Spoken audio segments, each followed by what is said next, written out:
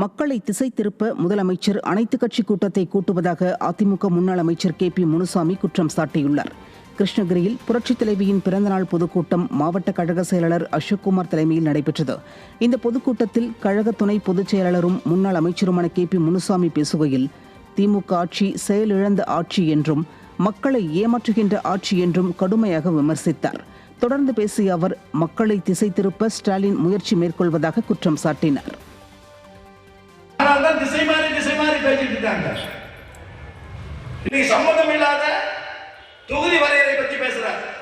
அதுதான் அனைத்து கட்சி கூட்டம். டைவர்ஷன் பண்றார்,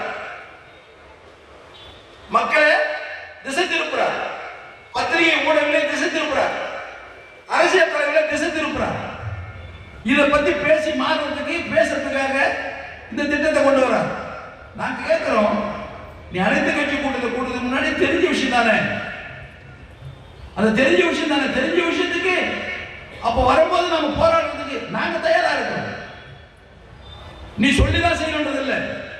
ஒரு உரிமை பறிக்கப்படுகிறதுன்னு சொன்னா அதிமுக சும்மா இருக்காது. உங்க மாதிரி இதுல அரசியல் பண்ணாது, கடத்துல நிற்போம்.